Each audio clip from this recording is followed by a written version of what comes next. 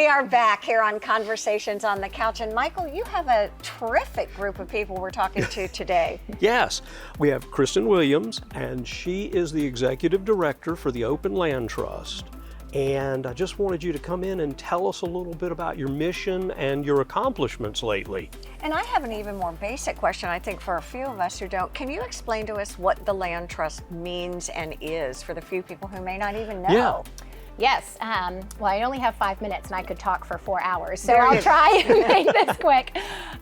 So the land trust, the Beaufort Open Land Trust, we are the first land trust in the state of South Carolina. It's pretty incredible. Yes, Okay. And it was started right here in Beaufort. Beaufort has so much to be proud of when it comes to conservation. Beaufort County, the Rural and Critical Lands Preservation Program, was the first tax funding to go toward land protection in the state. And recently, in 2022, Beaufort County enacted the first legislation with the Green Space program in the state. So again, Beaufortonians have always had a love of place and have always worked to protect our natural resources. And What's that is the something. mission statement of the land trust? So the land trust, our job is to protect the special places in the Lowcountry. And it ranges from, we started, the first property that was protected that started the land trust was the bluff on Bay Street.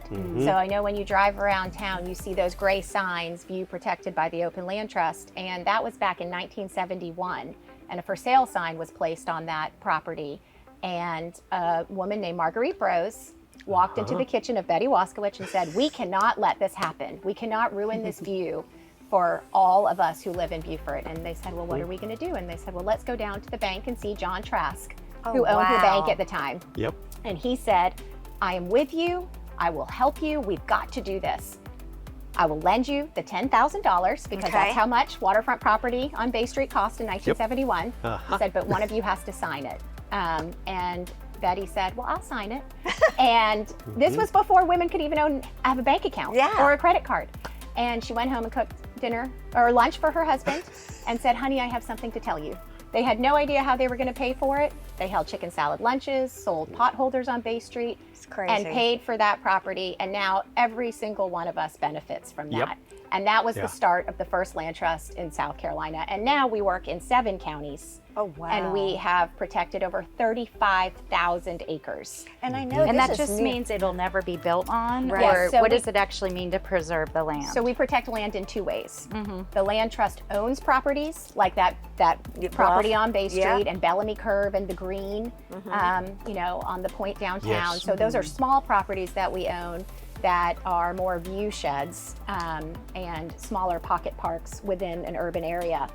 But the main way that we protect land is through something called the conservation easement, which is a voluntary conservation agreement between a landowner and a land trust. And that landowner can give up development rights on that property, but still maintain reserved rights. They can still have homes and subdivide it.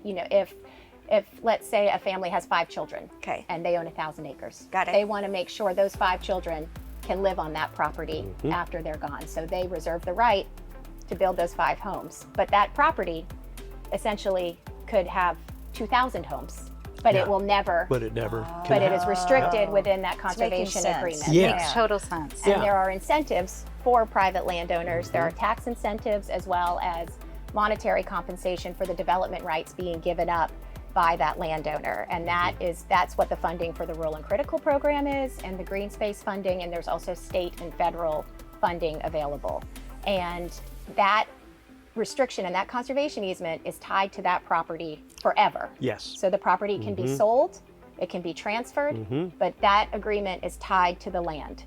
So, it will always have those restrictions and reserved rights. It's a forever. win-win. It's a win-win. And it's a way to protect private land for the benefit of the public. Of everybody. Absolutely. And you still can have, you're still going to have development. People Sure. are still going to move here.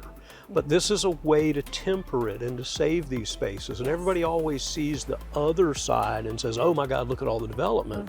But they don't think about what's been preserved. And there's some really cool properties. There's amazing we've talked properties. over the years of of some major land tracts Yes. that'll never be developed, but still have great value for people and still are exciting. For example, oh, sorry, go ahead. Well, I was going to say, we're almost out of time, so I think we need to have you back and really talk a lot about this, because I think it's one of those things, the more you know, the more you know. Yeah. Yes, It and there's a is. lot to know. There's a lot going on. Yes. Because we are at, where our region is the fastest growing region pretty much in the country. And Yeah. so we're at a tipping point. What are we going to look like when Yeah. we grow up? So stay with us. There's more to come on Conversations on the Couch, and we will have you back. I'd love Stay to. with us.